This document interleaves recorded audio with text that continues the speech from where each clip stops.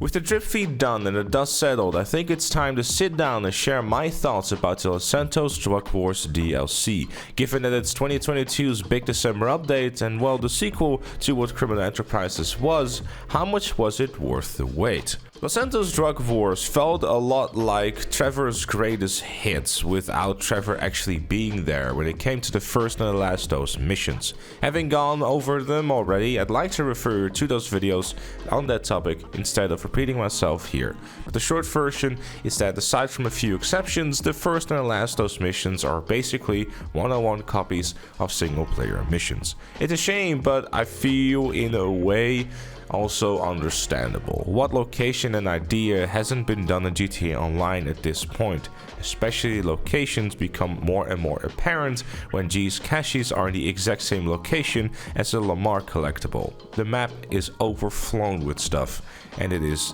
showing with each update. As for the other content in the game, the Asset Lab was a cool addition to the game, being able to call for supplies and sell or source anywhere in the map because you can call your Asset Lab to be spawned near you is honestly just great. The fact that the pay isn't too bad either is not too shabby. The overall experience of the Asset Lab has been a pleasant one, and overall I think the community has received it rather positively. A very cool addition to the game to once again get a business after all this time. It is passive, so you don't actually have to actively do much about it. Yeah, it's just nice to have if it's something that I would have liked to have instead of something else that has more gameplay value. Maybe not so much, but that's just my personal opinion. As for the drip feeds, well, Rockstar got a new idea. Why don't we drip feed the drip feed and make releasing only one car at a time to be the new way of doing things? Yes. This will undoubtedly create the FOMO, and more people will try to frequent the game or buy a shortcut. Is what the corporate people were most likely thinking when they came up with this idea. Jokes aside, and me trying to make a mockery of everything again, drip feeding drip feed cars, I get it. You know, if it was an event thing, then fair enough, but it's kind of taking the piss at this point. The vehicles that they are like putting behind a 1 week only purchasing opportunity, they're not special enough to really warrant that stuff, right? If it was like a unique vehicle that was truly something different rather than the Issy Rally, which, let's be honest, it looks alright, but it drives like shit. So, and the only reason why people would maybe want to have it is because it is now quote-unquote rare, but it's in come back like 2 or 3 times at this point, and it's probably going to continue to come back. I do wonder if at the end of the DLC, Rockstar's going to be like, hey, here's all the cars, and you can now go and buy them, and then get rid of the FOMO, and then basically do the same thing again with the next DLC. I don't know.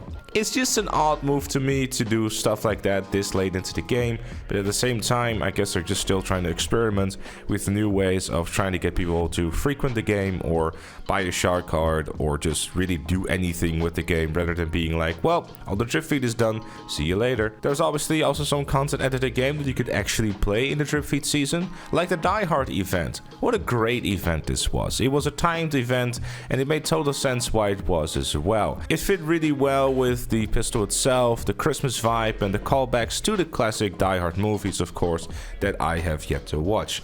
Don't hate me too much, not big of a movie guy. I'll go around watching it maybe around Christmas time. Sadly, the way that the event was triggered as well as the WM29 pistol was unlocked really wasn't all that fun. The amount of people that came to my Twitch chat to tell me that they had yet to unlock it or had never really got it to begin with after several hours of trying over and over and over again, hopping from lobby to lobby and endless tries, really just makes me want to stress to Rockstar yet again that this is not the way to do events like this, and there has to be better ways to unlock pistols like this or weapons or anything like this. It was a timed event for only a few weeks, and I know their reasoning behind it is going to be like, surely this is enough time, but if they could have just simply made it like a special contact mission or something to go even further with trying to recreate that mission that they were trying to do within free mode, it would have been so much cooler. There's too much clutter in the game, so it's time to either remove some stuff or prioritize these events when they are around, because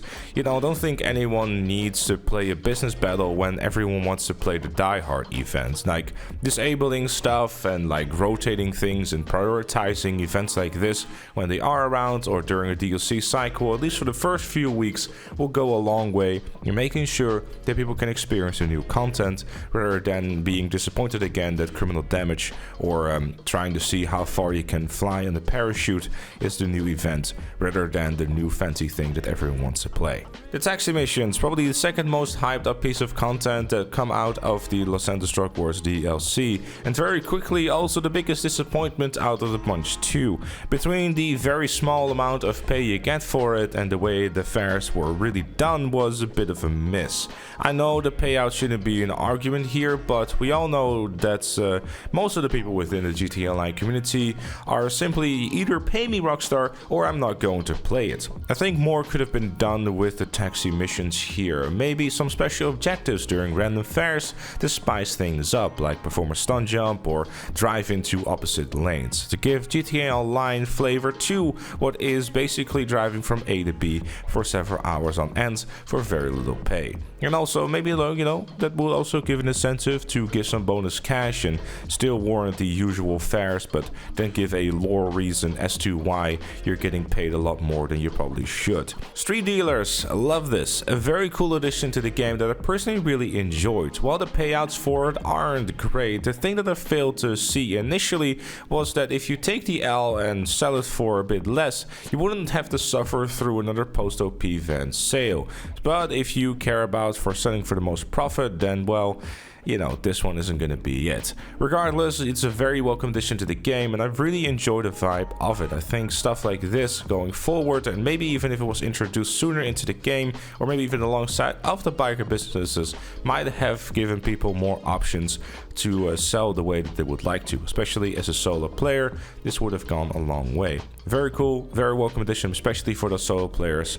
Very, very nice. The stash houses is another addition to the game that I found very enjoyable. It's stuff like this that is just like a bit of a quick bite-sized piece of content that serves a purpose for those with a business or just simply want to have a quick buck. It doesn't have a lot of depth and it really shouldn't either, because like the idea of just going into a stash house, kill a bunch of dudes, open up a vault and get a bunch of products or money is just nice. It's just a quick bit of content you can do every day whenever you log on.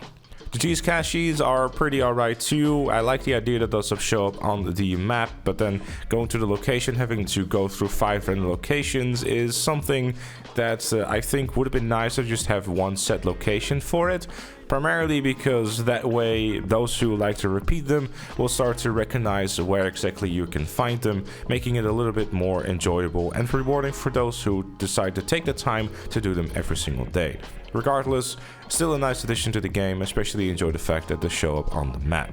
Store robberies are also a very cool event that really helps up liven up the free mode whenever you go around, and sometimes you see this happen. It's a lot more interesting to me than just seeing a blue dot appear on your map and, oh hey, look at that, I can pick up a car and drive it to the docks or anything along those lines. The same thing really goes for the smugglers planes that we had in the previous update, the criminal enterprises. It really makes it more engaging, if that's the right word for it, to really see something actually happening and moving rather than just a simple dot on your map. Especially with the sounds and all that stuff, you really like make it feel like, hey, I should probably go and do this. It's a simple and fun event.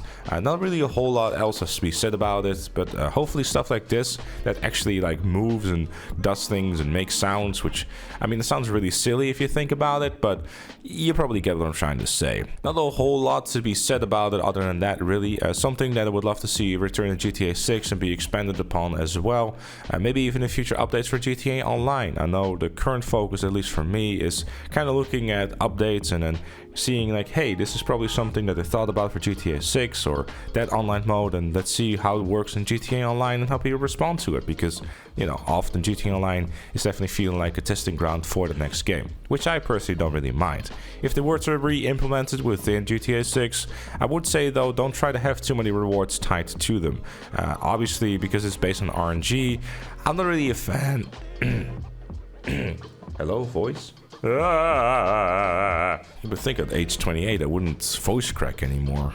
I probably said it too many times at this point, but yeah, RNG, event rewards, not a fan of it. I just think that it's probably a better thing for a game like GTA Online, where stuff is just a little bit more streamlined, right? You have a set path, and this is how you get the reward. Like you have in the current event weeks type of stuff, where, for example, you do the blast those missions on hard mode, and you'll get any rewards, rather than kind of crossing your fingers and hoping you'll engage with it. The gun fan is another example of something I'd like to see return within the future, whether it's in the next GTA game or within GTA Online DLCs, and just being expanded upon with it. With the ammunition pretty much being full, the gun fan is a logical and great addition to the game. The vibe is fantastic, and I personally think that if this was in the game since day one, it would have been cool to have the ammunition sell the smaller guns like pistols and the more, I guess, quote-unquote legal things, and the more heavy weapons like RPGs and that sort of stuff to be sold in the gun van. A bit like the Phil Cassidy in the GTA 3 era type of things. The railgun being added was quite a nice addition to the game too. I know a lot of people have been asking for it for a while or have been glitching it. Definitely seems a very cool clips of it being used against jets. It's a very satisfying gun, especially if you get the hang of it. Very nice, and obviously the sound design, well, let's be honest, it's one of the better sounding guns within the game. 50 car garage is another nice to have, I'd say. Just a shame that we can't customize our cars in there, but you know, there's free snacks, so why can we complain for only $2.8 million? In terms of vehicles, there's nothing too special or anything that really stands out to me. It's another pretty safe list from Rockstar, and they really just went ahead and decided to ruin another entity. I mean, seriously, when are we getting the entity XF, the sequel it so deserves? I mean, they keep massacring my boy. I mean, you know, the entity XF, like, I mean, look at this. This is a great car, and just keep ruining it with the XXR, like the XT or whatever the fucking thing called. Just shit, piece of shit. The highlights for me are definitely the Hot Ring, Everon, and the Power Surge though. The Power Surge is definitely a very welcome addition. I'm a big user of the MC Precedent bike spawning, so yeah, definitely are making a lot of use of that one for sure. And I guess that's pretty much what Los Santos Drug Wars was. Overall, a decent DLC. It didn't do anything new, it didn't do anything too stupid, and it was just more GTA Online stuff that we've seen before. Hopefully in the next DLC there will be some more risk taken and new stuff done, especially in the vehicle department. Let me know your thoughts in the comments below, leave a like, subscribe, and if you like what you see on the channel, become a member like Chloe and GTA Plus. Thank you for watching, and I'll see you all later.